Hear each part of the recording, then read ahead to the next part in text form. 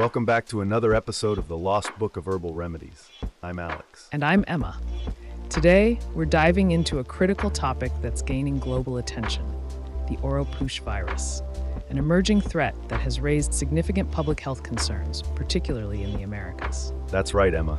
In 2024, Oropouche virus cases have surged, especially in countries like Brazil, Bolivia, Peru, Colombia, and Cuba. This virus, transmitted primarily through the bites of infected midges and mosquitoes, poses serious risks to both travelers and local populations. The symptoms of Oropouche fever often resemble those of other arboviral infections like dengue or chikungunya, but it can lead to even more severe complications. What's particularly concerning is the evidence of transmission from pregnant individuals to their fetuses, which can result in severe outcomes. Exactly, Emma. The CDC has already issued health advisories for travelers heading to affected regions, emphasizing the need for protective measures against biting insects. This resurgence of Oropouche virus underscores the importance of vigilance and strong public health systems. Absolutely. The virus was first isolated in 1955 in Trinidad and Tobago and has historically been endemic to the Amazon basin. However, we're now seeing it spread to non-endemic regions, raising fears of wider transmission. Increased travel, trade, and possibly climate change could be contributing factors. Understanding how the Oropouche virus operates and spreads is crucial for implementing effective prevention and control measures. The virus can spread rapidly in urban areas once introduced by humans who visited forested regions, making vigilance all the more critical. Let's break down the transmission dynamics. The virus is primarily transmitted through infected midges and possibly mosquitoes. Humans typically become infected when they enter forested areas where the virus circulates between non-human hosts and vectors.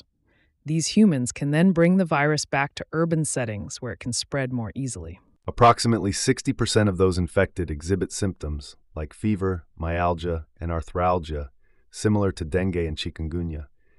However, the complications can be severe, including hemorrhagic symptoms and neuroinvasive disease. And that's not all. Recent studies have shown that the Oropouche virus can induce oxidative stress in infected tissues, leading to inflammation and organ damage.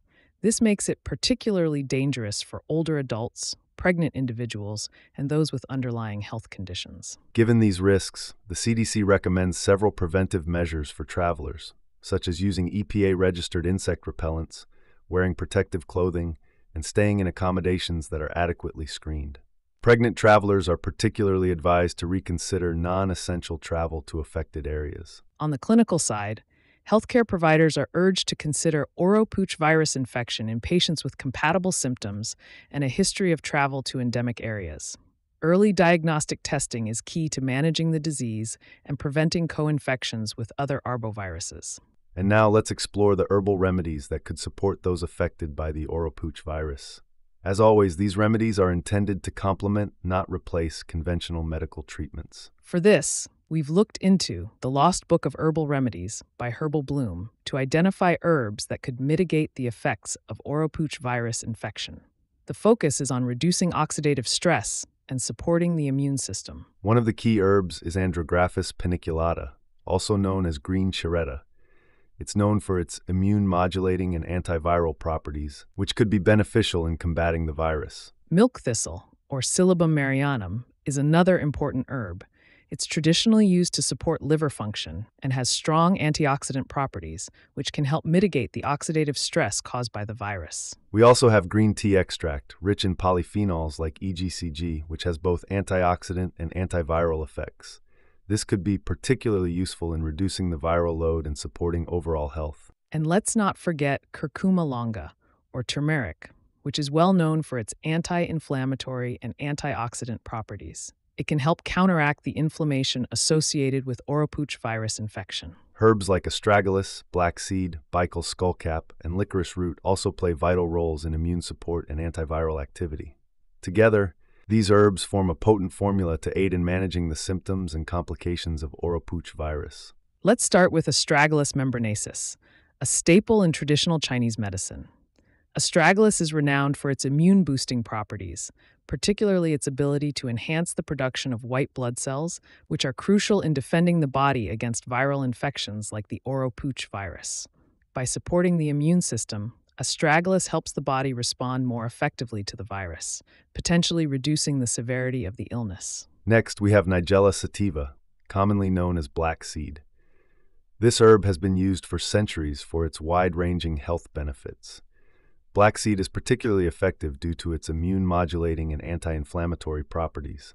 The active compound thymoquinone has been shown to inhibit viral replication, which could help in controlling the spread of the virus within the body and mitigating symptoms.